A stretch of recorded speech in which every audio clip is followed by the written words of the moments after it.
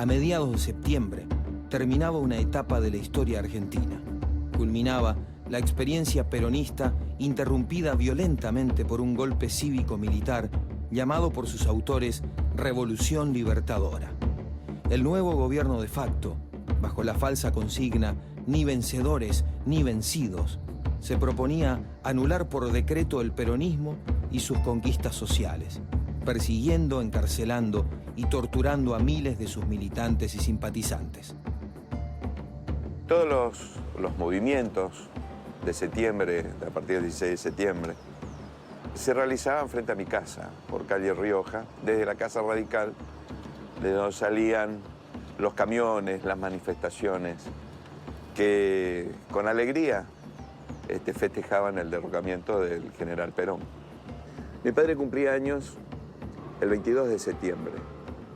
Y allí viene un recuerdo que me quedó grabado. Casi en la penumbra, nos habían cortado la luz. Mi madre preparó una torta casera chiquitita con una vela en el medio. Y el momento en que, llegando a los postres, se iba a apagar la vela, estábamos solamente la familia y un tío que había llegado de Buenos Aires en esos días. Irrumpe violentamente la policía a mi casa. Lo toma mi padre a la fuerza, lo arrastra hasta un vehículo y lo llevan detenido. Tras los fusilamientos de los civiles y militares peronistas, alzados en armas contra la Libertadora, perpetrados en junio de 1956, el gobierno intenta efectuar, según las palabras de uno de sus hombres, un recuento globular para comprobar las preferencias del electorado. Lo hará con la convocatoria a elecciones de constituyentes para reformar la Carta Magna de 1853, única vigente tras la anulación de la Constitución Justicialista de 1949. En la provincia de Misiones, la Convención Constituyente presidida por el radical Mario Lozada redactó una nueva constitución provincial que será sancionada en abril de 1958. Cuando cae el peronismo en 1955, la Convención Constituyente va a tener otra integración, radicales, socialistas, demócratas, pero no el peronismo. El peronismo va a estar proscripto. Es decir, la Constitución de 1958 es una constitución redactada por gente que no era, ninguno de ellos, de filiación peronistas. En esa convención marca una acción muy importante de quien va a ser después el gobernador de la provincia de Misiones, que es don Mario Lozada. Mario Lozada va a sancionar la constitución que nos rige hoy, con algunas modificaciones. A partir de ahí también tenemos que mencionar que la Unión Cívica internamente sufre la famosa decisión de Unión Cívica Radical del Pueblo, Unión Cívica Radical Intransigente. El año 56, cuando el movimiento del General Valle en Buenos Aires, en junio, aquí también en la provincia de Misiones fueron perseguidos y detenidos algunos compañeros, pero con más saña. Estaba mi padre y Juan Manuel Irrazabal, que eran los dos que siempre caían y eran los responsables, porque evidentemente había una militancia. Ellos eran los que viajaban, si bien había peronistas en toda la provincia, los que tejían la red de contactos eran ellos dos, y siempre iban juntos, así que cuando había alguna cuestión eran los primeros que caían. Las elecciones del 58, las que resultó electo Arturo Frondizi, pero que aquí en la provincia de Misiones el grupo que él estaba decidieron votar en blanco, lo cual fue el inicio de una división dentro del peronismo provincial, porque otros sí querían que se votara Frondizi. El voto en blanco fue una manifestación de protesta por las persecuciones, por la imposibilidad de concurrir con el nombre del Partido Peronista o cualquier nombre que se hiciera referencia al justicialismo. Esa actitud está reiterada, adoptamos en 3 oportunidades. En las elecciones de 1959-60 va a triunfar la Unión Cívica Radical Intransigente con César Napoleón Heró, que va a llevar adelante hasta el golpe que lo derroca Frondizi, una acción realmente innovadora. Es un hombre que piensa en la provincia de Misiones en caminos, en una planta de radio, es el constructor del anfiteatro Manuel Antonio Ramírez, piensa en energía eléctrica, en salud pública. El gobierno de Arturo Frondizi impulsó el desarrollo de áreas estratégicas como la siderúrgica y la automotriz, alcanzando el autoabastecimiento petrolero tras la firma de polémicos contratos con compañías norteamericanas.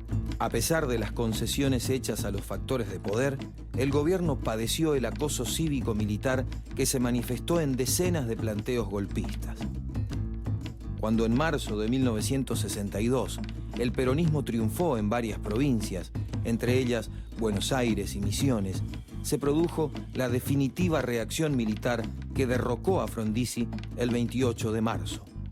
Misiones, como el resto de las provincias donde triunfó el peronismo, fue intervenida. En Buenos Aires asumía la presidencia el presidente provisional del Senado, José María Guido, en medio de una crisis militar que pasará a la historia, como el conflicto entre azules y colorados. Convocó a elecciones nacionales con el peronismo proscripto, en las que triunfará Arturo Illia, de la Unión Cívica Radical del Pueblo. En la provincia de Misiones también triunfa la Fórmula Radical del Pueblo, encabezada por el doctor Mario Losada. Illia dinamizó la economía, logrando que el país creciera un 10% en su Producto Bruto en 1964.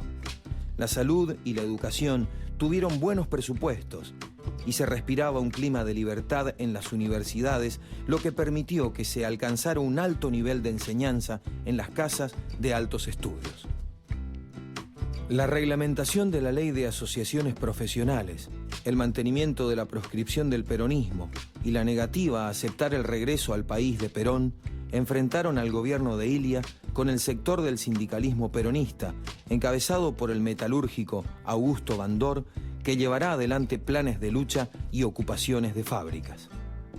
Los medios de prensa trabajaron intensamente para crear el clima golpista que se concretó el 28 de junio de 1966, bajo el nombre de Revolución Argentina, instalando en la presidencia sucesivamente a los generales Onganía, Levingston y Lanusse, que implantarán un régimen represivo de entrega del patrimonio nacional que será duramente resistido en todo el país. Se le preguntaba a la gente, en una encuesta muy completa, ¿a qué instituciones conocía? ¿Usted conoce la existencia de un sindicato? La mayor parte no sabía que había sindicatos. No sé si la publicación es del 73 y cuándo empezó el estudio, pero es de fines del 60, comienzo del 70. ¿Usted conoce partidos políticos? La mayoría no conocía la existencia de partidos políticos, porque además de conocer se le preguntaba si participaba. Bien. ¿Usted conoce sindicatos? Sí. ¿Participa? No, no voy nunca. O sea, sabía que existían, pero no tenía participación. Salvo las iglesias.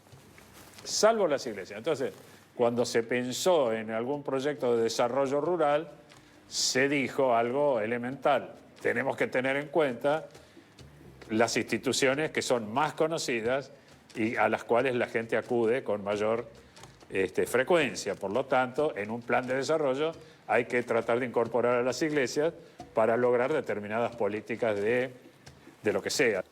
El movimiento rural era un movimiento integrado por jóvenes católicos de las colonias, que hacían distintos tipos de actividades, más de todo relacionados a lo religioso y a lo social, a lo cultural. Pero el movimiento con el tiempo se fue agotando, tuvo un auge muy grande en los años 68, 69, pero a partir del 70 ya se fue apagando porque la misma situación hacía que los jóvenes, cuando nos juntábamos, terminábamos hablando de las situaciones de injusticia que vivíamos o que vivían nuestros viejos y por ende lo vivíamos nosotros. Y así fue surgiendo de a poco la idea de un gremio.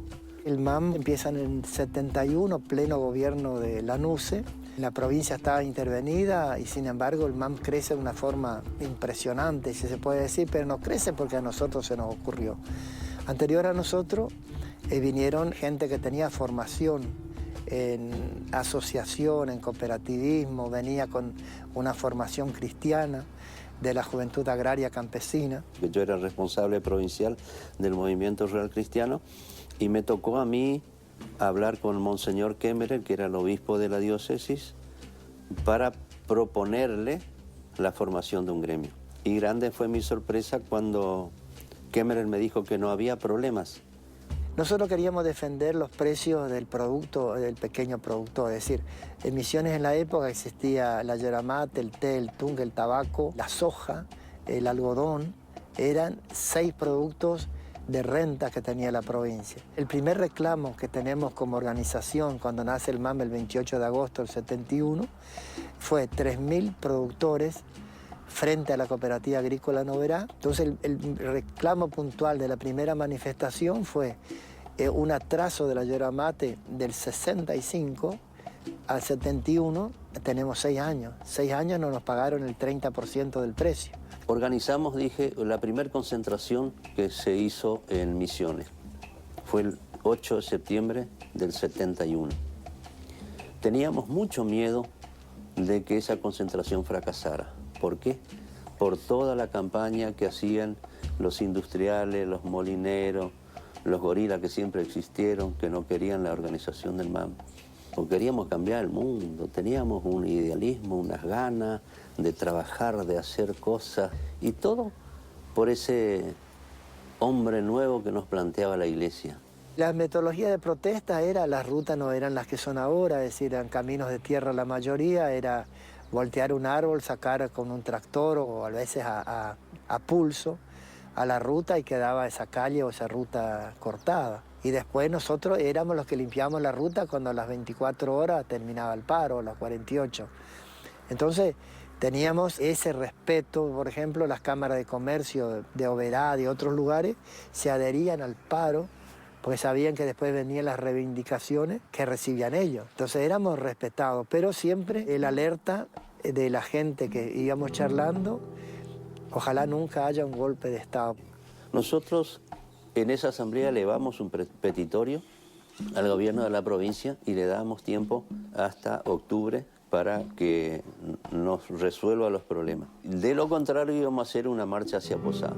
El gobierno no nos dio pelota, no nos contestó la nota que le habíamos hecho y nosotros entonces organizamos la marcha hacia Posada que se hizo el 20 de octubre. Nosotros salimos adelante, la Comisión Central iba en un jeep. Avanzamos, no sé si avanzamos 100 metros y una bombita de gas ya pegó en la goma delantera del jeep.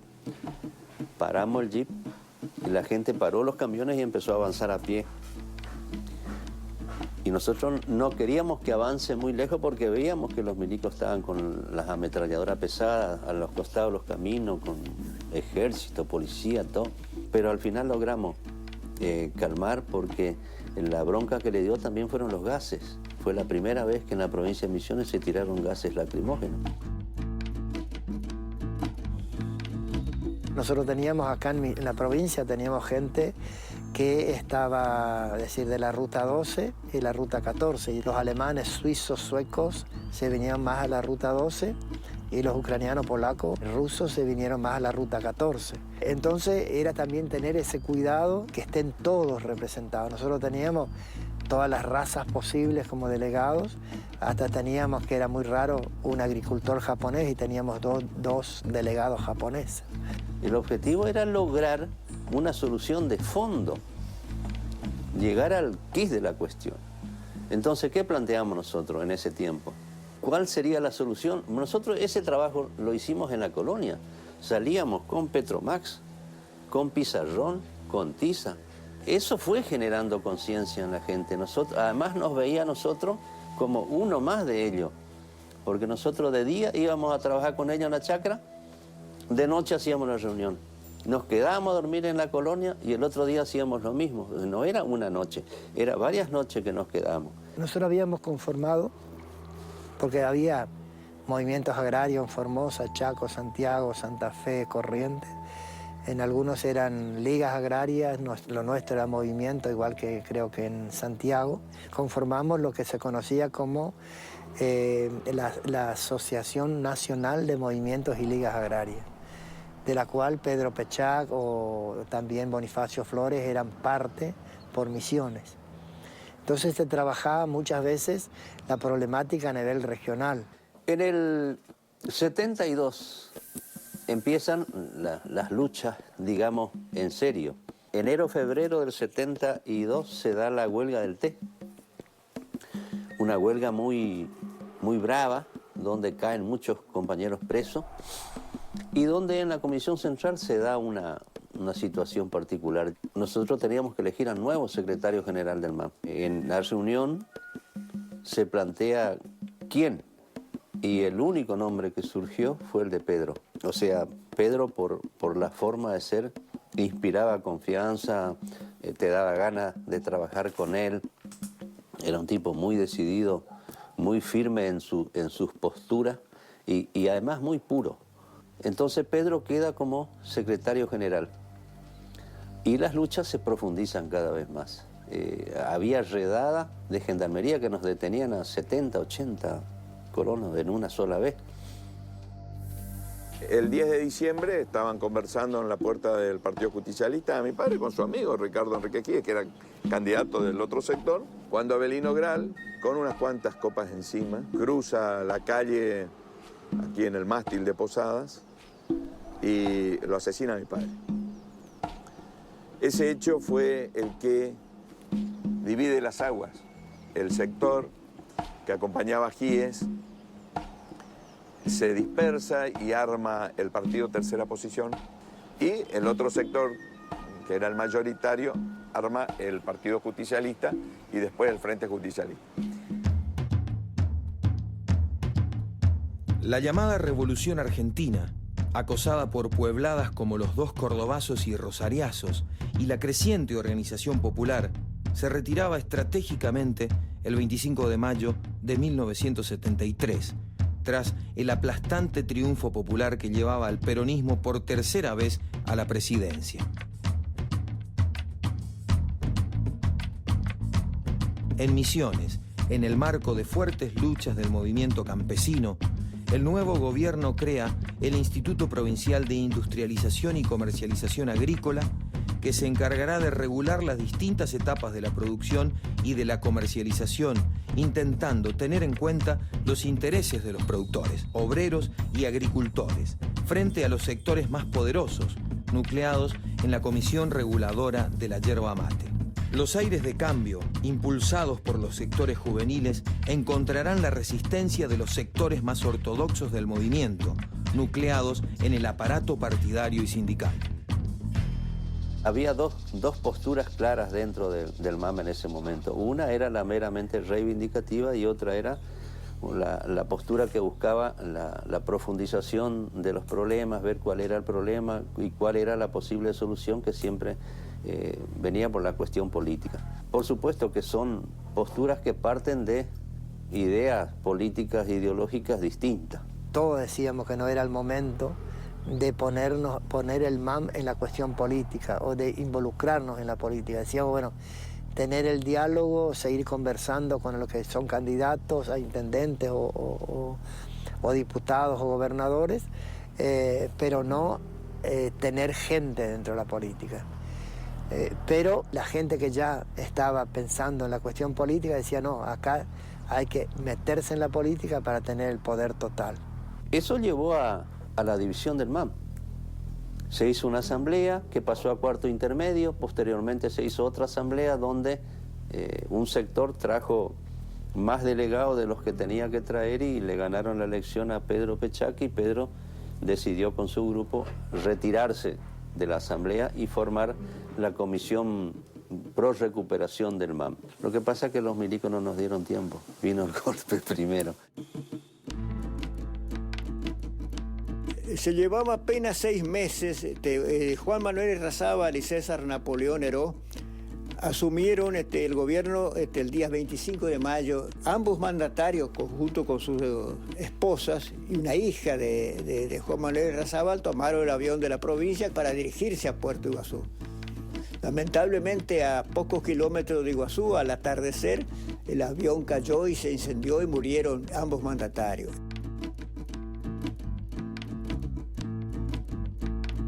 Veníamos de una serie de hechos, ¿no? Bueno, el asesinato de mi padre en diciembre del 72, la muerte de Irrazábal Heró, el 1 de julio del 74, muerte de Perón, era como una sumatoria de hechos trágicos que afectaban particularmente a los misioneros, porque nosotros teníamos una muy buena relación con el general Perón, el presidente de la Nación, y cuando Isabel Perón asume la presidencia y manejada por López Rega, los que estábamos en el gobierno nos enfrentamos con ese gobierno.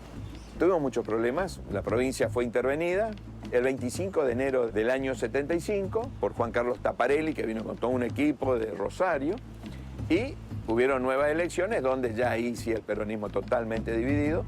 Toda la militancia que venía en el peronismo revolucionario ve la posibilidad de presentarse en las elecciones como partido auténtico. En ese marco se hace una alianza con otro partido que era tercera posición y se presenta la fórmula Puentes-Pechac. Pechac era el referente de los luchadores del movimiento agrario, de las ligas agrarias, y Puentes, un peronista que también había roto con las estructuras partidarias del PJ y que vio también como una opción presentarse en ese marco, ¿no? La tendencia revolucionaria peronista pasa a la clandestinidad con montoneros, y acá en Misiones se sigue trabajando en la superficie, afiliando gente. Las persecuciones más notorias a los peronistas en la provincia de Misiones y sobre todo al sector del Partido Auténtico comenzaron en el año 75.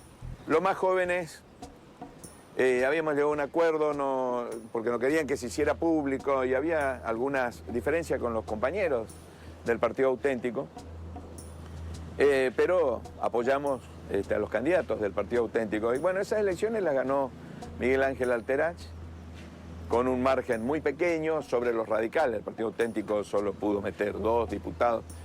Hicieron una elección que no superó los 10.000 electores, pero tenían convicciones políticas fuertes, por eso fue el grupo perseguido, donde están la mayoría de los desaparecidos, y la mayoría de la gente que cayó preso pertenecía a ese sector, y otros que fuimos llevados porque desde la conducción política éramos peronistas y estábamos en la construcción de espacios políticos igual.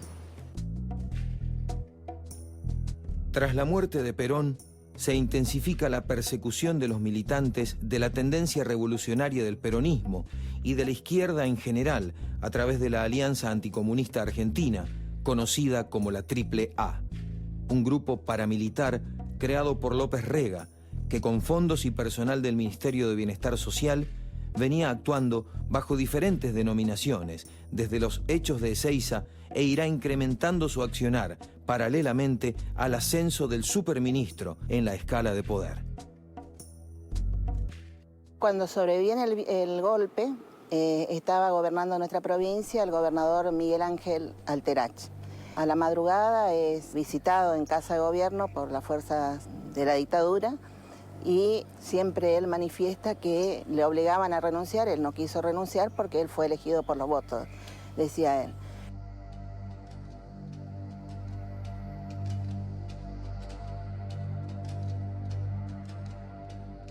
Cuando viene el golpe, ese 24 de marzo, existía la AAA, existían los atentados, existían todo esto que iban preparando, de que acá hay que defender, porque el golpe en Argentina no es militar, el golpe es cívico-militar, ayudado desde lo civil para que esto se produzca, y nosotros que vivíamos muchos golpes, de los anteriores, decíamos, bueno, parece que no va a ser como los anteriores, parece que va a ser peor.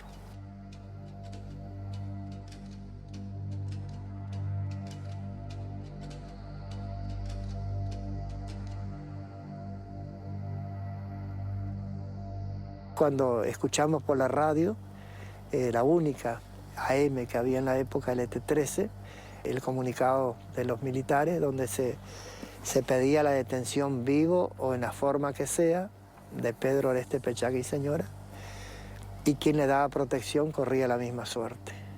Ahí sí que nos dimos cuenta de que la cosa venía brava. Después de ser detenido y de haber sufrido las torturas más aberrantes que tenga noción un ser humano, lo fusilan, lo entregan muerto a su familia, y también a Susana Ferreira, y los otros fueron detenidos ilegítimamente y también sufrieron las mismas aberraciones que que se conocen en las cárceles argentinas en ese entonces, ¿no? Nosotros solamente queremos saber dónde están nuestros hijos, vivos o muertos. Todas partes se nos han cerrado, todas partes se nos han cerrado las puertas. Por eso les rogamos a ustedes, son nuestra última esperanza. Por favor, ayúdennos, por favor. En medio de un clima de fuerte descontento popular, la dictadura se lanza a la aventura de Malvinas. Utilizando una causa justa y sentida por todo el pueblo argentino, los más injustos comandantes llevarán a centenares de muchachos a la muerte, con el único objetivo de permanecer en el poder. Los jóvenes combatientes argentinos demostrarán en centenares de acciones su entrega y coraje a toda prueba. Llevaba una relación normal, una vida normal, así, era chacrero, trabajaba en la chacra, en la cosecha de la hierba. Y hasta que me tocó el servicio militar en la 7ª Brigada Aérea de Morón. Y cuando yo vengo a misiones de vuelta a la casa de mis padres, me dicen, te están llamando, pero de Comodoro Rivadavia, de la base de la 9ª Brigada Aérea, me dice. En Morón no me dieron ninguna clase de solución, ni en la guardia, ni siquiera en los ex jefes que tenía. Y me dice, y si tiene que irse a Comodoro, bueno, váyase. Yo no sabía que era para ir a Malvinas. Yo tenía el objetivo de presentarme donde me llamaron. Estuvimos con un llamado de la patria en ese momento para realizar una misión especial que es el montaje de un canal de televisión en las Islas Malvinas. Nosotros teníamos un equipamiento que iba a ser destinado a una repetidora y bueno, en ese momento, por la velocidad que se tenían que desarrollar los eventos, era necesario contar con los equipos ya en el lugar asignado, que era en Puerto Argentino. El objetivo en aquel momento era despertar en la conciencia de los kelper la buena predisposición de la Argentina para adoptar a toda esa gente como ciudadanos argentinos. Cuando yo me presenté en la 9ª Brigada, me dice, usted es Rubén Pacheco, me dice. Yo soy Rubén Pacheco. ¿Usted prestó servicio en la Fuerza Aérea? Sí, presté servicio en la Fuerza Aérea. Bueno, ahí era cuando me mandaron a las filas. Y yo le digo, pero yo pertenezco a la 7ª Brigada Aérea de Morón. Le digo, no pertenezco acá. No, es usted a quien nosotros estamos buscando. Y el alférez le había dicho al mayor, no es este el que estamos buscando, es otro. Es misionero, pero es otro. Entonces yo le digo, yo soy Diego Rubén Pacheco, le digo, yo no soy Rubén Pacheco solo, le digo, pero me están trayendo por error acá, le digo, por equivocación, acá hay equivocación, le digo. El nombre, ¿cómo no se van a dar cuenta? Le digo, el número de documento, el nombre y apellido, le digo. El otro es Rubén Pacheco, yo soy Diego Rubén Pacheco. Después me entero de que era un muchacho que era testigo de Jehová, que eran lo que antes que no usaban, ellos supuestamente no usaban armamento, no hacían guardia, y ellos quedaban presos por 8 años, tenían que cumplir de servicio militar. Nosotros llevamos todo un sistema armado como para armar un canal de televisión allá. O sea, eso inclusive era con equipo de luces, 2 cámaras, un mini estudio, ¿no es cierto? El armado del canal fue en 4 días y la sensación más grande que les puedo contar es cuando uno termina el trabajo ese, cuando terminamos el trabajo, poner la marcha a las Malvinas y escuchar eso, y una cosa que nosotros hicimos, no tiene precios. La lucha popular en el Frente Gremial y de Derechos Humanos y la derrota definitiva en Malvinas, que llevó a la dictadura al total aislamiento internacional, la forzaron a convocar a elecciones nacionales para octubre de 1983. Se impondrá el candidato radical Raúl Alfonsín, quien desconocerá la autoamnistía decretada por los militares y ordenará el procesamiento de las cúpulas de las 3 primeras juntas dictatoriales y las conducciones de la guerrilla. Volvía la democracia condicionada por una tremenda herencia social y económica, materializada en una deuda externa que los civiles y militares de la dictadura habían quintuplicado.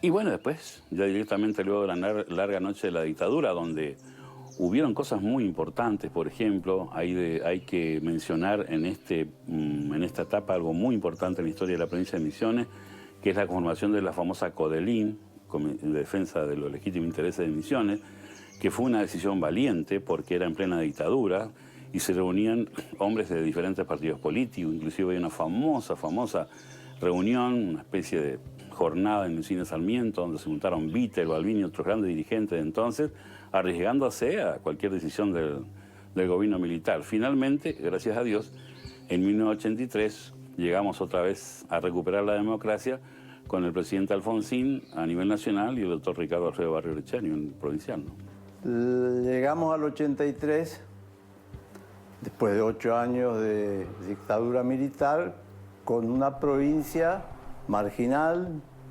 incomunicada, con muy poca gente que tenía acceso a la televisión o a los periódicos como modo de información, asustada con el régimen militar, que no tenía una experiencia de democracia real y completa.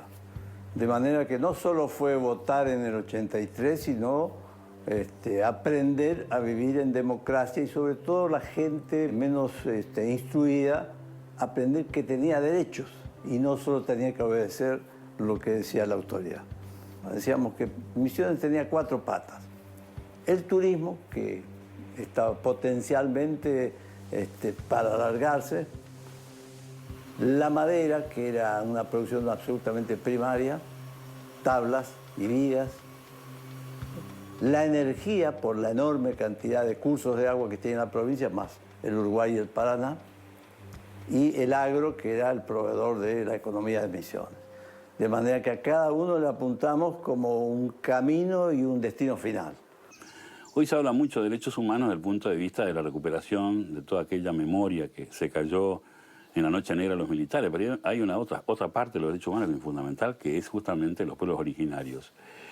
Y el gobierno del doctor Arrechea, ¿no es cierto?, propuso una nueva ley del aborigen, que quizás, obviamente, no fue comprendida en su real dimensión en su momento, pero que establecía el 10% del presupuesto provincial para ser manejado exclusivamente para los aborígenes. Debo decirlo, yo soy católico, apostólico y romano, pero seguramente eso molestó bastante a la Iglesia. Y así que, por lo tanto, después me acuerdo que fue derogada. En materia de derechos humanos, teníamos el león suelto. No estaba en el zoológico enjaulado como ahora. Pero así todos nos animamos. Ya antes de ser gobernador, la primera visita que hice fue a la cárcel de Candelaria, que habían traído todos los presos de otras provincias y los pusieron en Candelaria. Les fui a hacer una especie de reconocimiento. Y una vez que estuvimos en tarea, nombramos en la administración pública a muchos de los que habían estado presos años. Nos pareció que era mucho más lógico que se integren a la sociedad, que queden bollando, que pase como los expresidiarios que nadie les quiere dar trabajo. Los expresos políticos le mandan una nota al ingeniero Rovira, que era el gobernador de entonces, y solicitándole la creación del área de derechos humanos y mocionando mi nombre para que sea la ciudadana que esté al frente de esa área tan sentida del gobierno de la provincia, ¿no? Y se empezó con la anuencia del gobernador a gestar una Dirección General de Derechos Humanos y en el 2006 el ingeniero Rovira, gobernador de entonces, toma la decisión política de crear el área de derechos humanos por primera vez en Misiones con el rango de subsecretaría. Desde ese año llevo adelante las políticas que tienen que ver con memoria, verdad y justicia, al principio con todas las que tienen que ver con los derechos humanos hoy también, y a partir del 2008 se eleva el rango a Ministerio de Derechos Humanos y mi área queda como el órgano de aplicación de las políticas de memoria, verdad y justicia.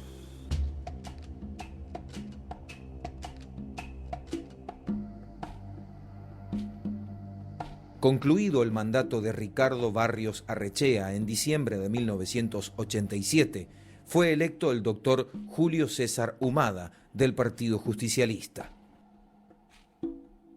Será sucedido por Ramón Puerta, quien ocupará el cargo por 2 periodos consecutivos durante los años de la hegemonía menemista y neoliberal en el país, entre diciembre de 1991 y diciembre de 1999, fecha en la que será electo Carlos Rovira, quien también completará 2 periodos consecutivos de gobierno entre 1999 y 2007, conformando el Frente Renovador para la Concordia, que reúne a referentes y militantes del peronismo y el radicalismo. El ingeniero Carlos Rovira fue uno de los primeros gobernadores que apoyó a Néstor Kirchner desde el momento en que decidió emprender el camino hacia la presidencia, y su gobierno estuvo en sintonía con los lineamientos del proyecto kirchnerista. Del Frente Renovador surgirá en 2007 el sucesor de Carlos Rovira, el doctor Maurice Clos, de origen radical, quien en 2011 será reelecto para emprender un nuevo mandato.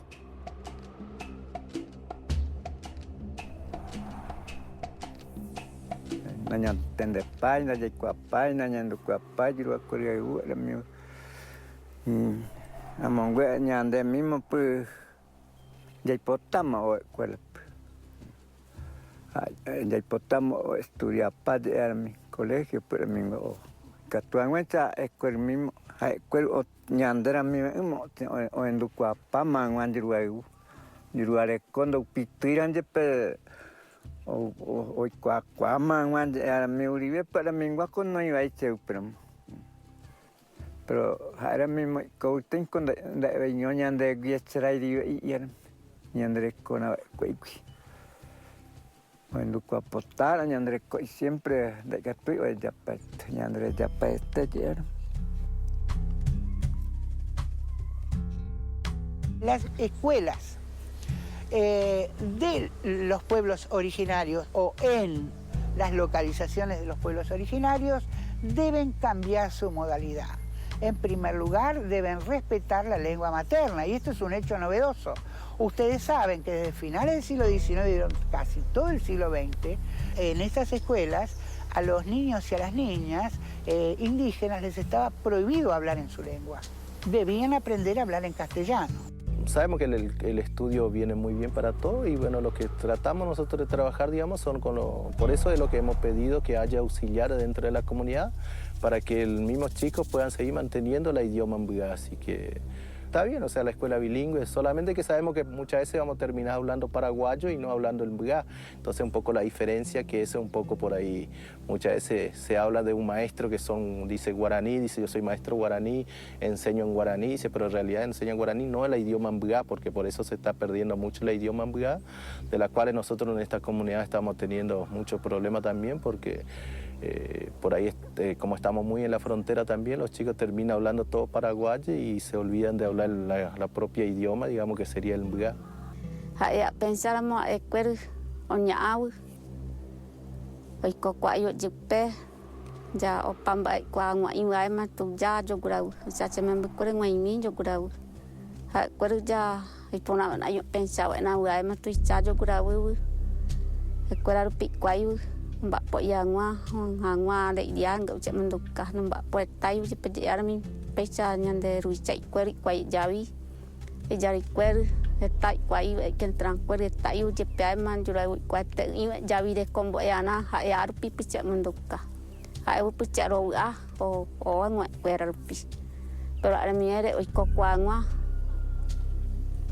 o ya pokwangwa una cosa cheu te voy a ngene como ngeta tri kringwe ipe teringa uche uteri importa ni kwa bello grau ara mingwari ve ipuche are kobeba mo kwa iwe upuche importa je mo kwa iwe unga importa kwa ore unda importa mo kanye pecha ngira kore we importa kwa pona uribe ha puche manduka ara mingwa ai kwa hangwa je pe kwa ngwa je puni de kwa yete imbe cosa ngira pura mongo nyande wanyu yete ipuche kwa mangware wanyu kwa.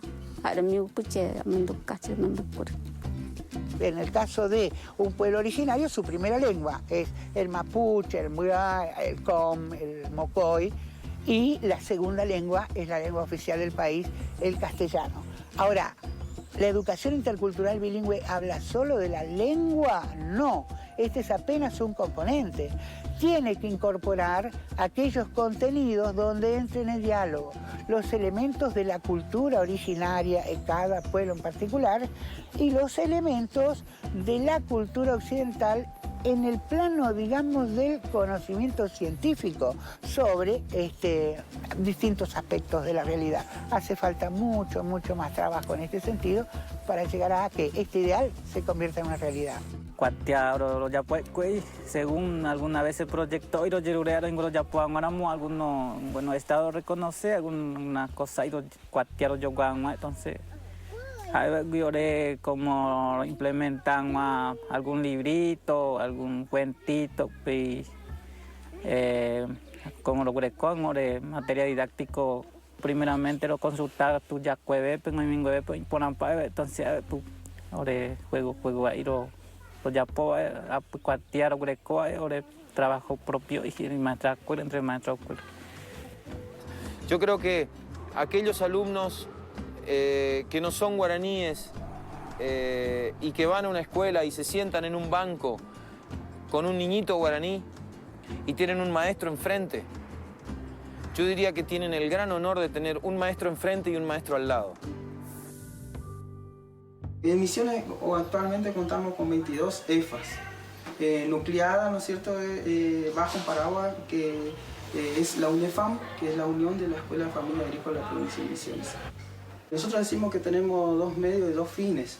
El fin principal es la formación integral del joven y el desarrollo del medio local, ¿sí? Promueve un desarrollo endógeno, integrado, sostenible.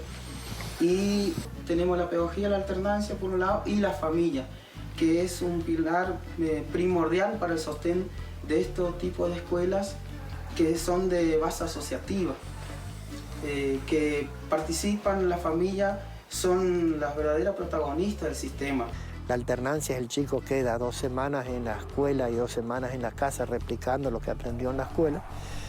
El potencial productivo que puede tener a través de estos chicos. Este chico cuando termina puede ser técnico, puede asesorar a los productores todo lo que aprendió, porque termina con un título de bachiller con orientación agrícola y puede seguir una educación terciaria. Eso lo estamos logrando en algunas EFAs, que el chico haga 2 años más y que sea técnico agropecuario. En la escuela, a través de una pasantía, a través de una visita de estudio, se da la formación continua. Digamos, la pedagogía plantea una enseñanza personalizada, totalmente, atiende a las diferencias de cada alumno. Cada alumno es un mundo, es una entidad propia y la alternancia promueve esa educación personalizada, la formación personalizada del joven, promoviendo luego de todo el proceso educativo que pasaba los 5 años en la EFA, su proyecto de vida. Los movimientos sociales regionales, campesinos, cooperativas, peones, sindicatos, cuando se da el puntapié inicial de esta integración con Brasil y enseguida el Mercosur, espontáneamente empiezan a reunirse entre sus pares de los países vecinos y empiezan a formar una red con seminarios, encuentros, movilizaciones, asesoramiento, etcétera, que en un momento se conecta con la otra red, la de las universidades. Hay universidades brasileras que han trabajado intensamente en el paso de los campesinos sin tierra de los campamentos a los asentamientos.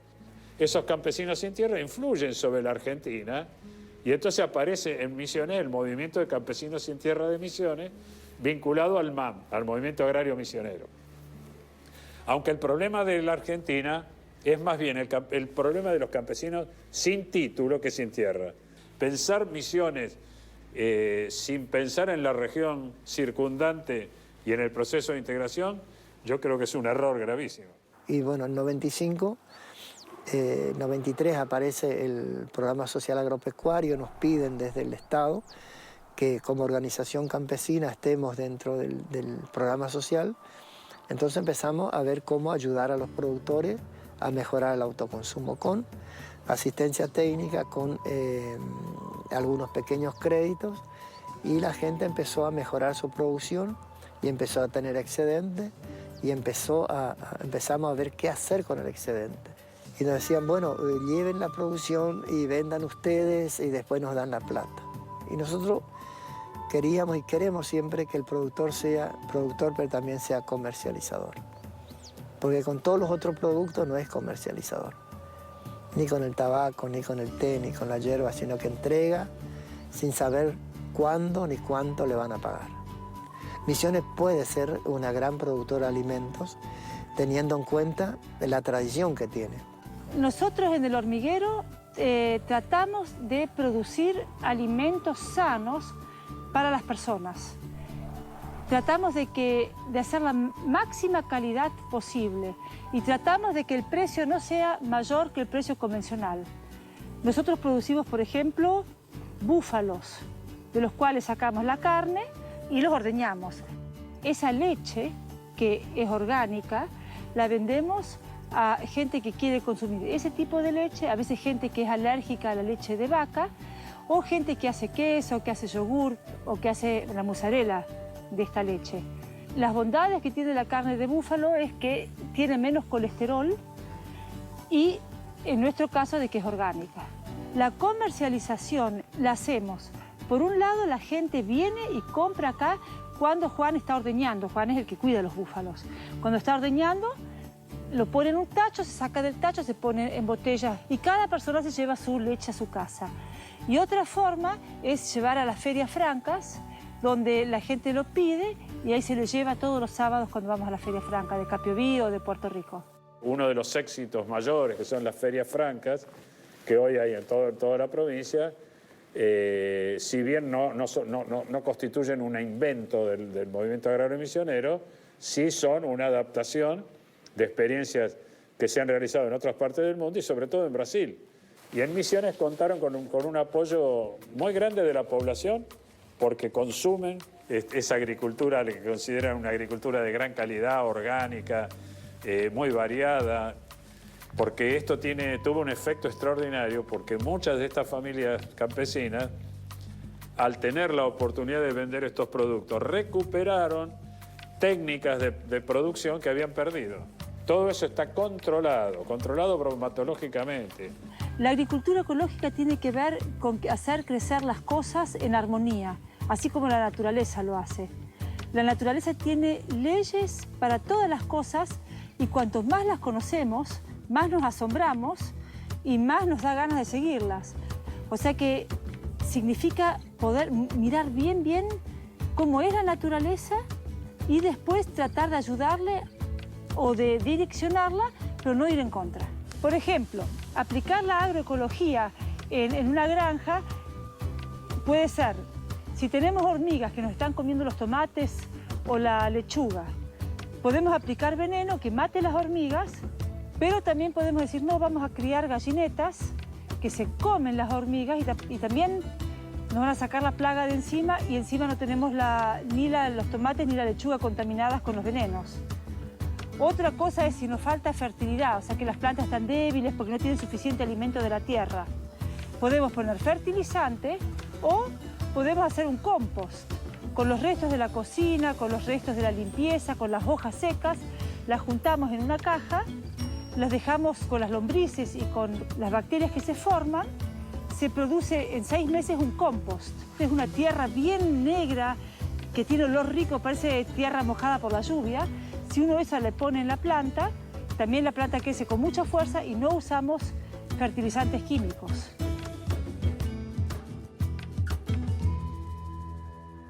Políticamente antes se estaba a la defensiva por la hipótesis de guerra con Brasil y toda esta vieja cuestión.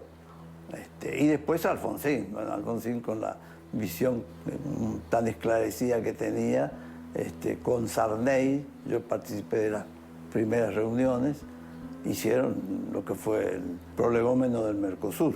De manera que eso, entre otras cosas, además de la democracia, debemos a Alfonsín haber tenido la habilidad y la visión de buscar un socio mayor que resultó ser Brasil y que hoy somos, en cierta medida, beneficiados de aquellos primeros pasos de Alfonsín y del Mercosur.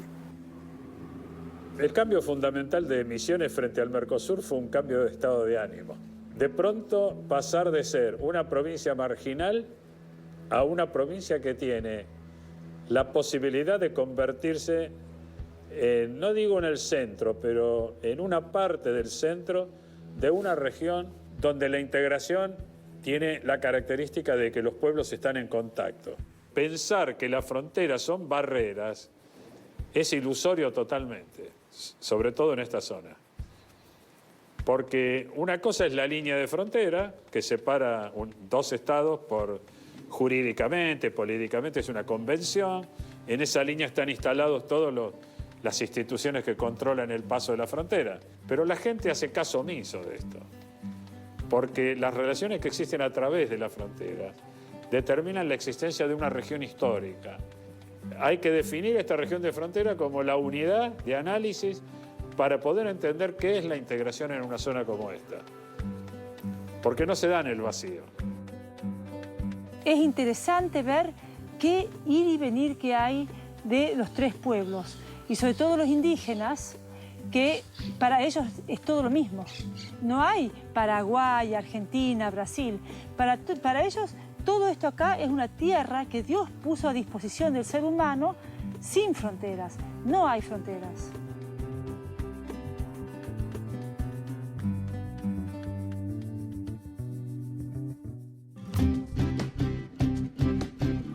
Misiones es hoy una provincia habitada por diferentes etnias que la enriquecen culturalmente día a día.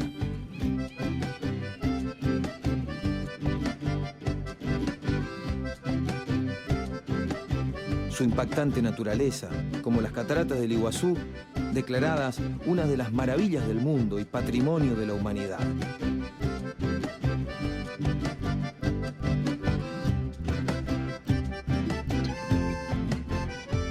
Los altos del Moconá y los más variados paisajes atraen visitantes de todo el mundo.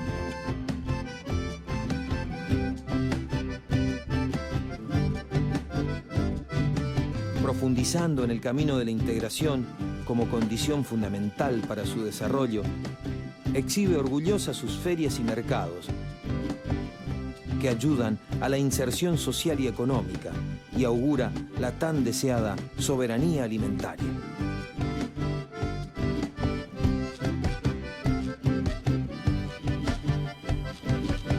La Tierra Colorada es testigo del crecimiento del pueblo misionero.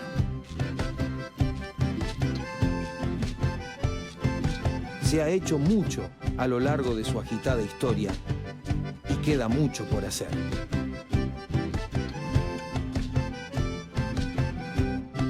Andresito, hace casi 2 siglos, dejó el desafío planteado de luchar por obtener una provincia equitativa, con libertad y justicia para todos.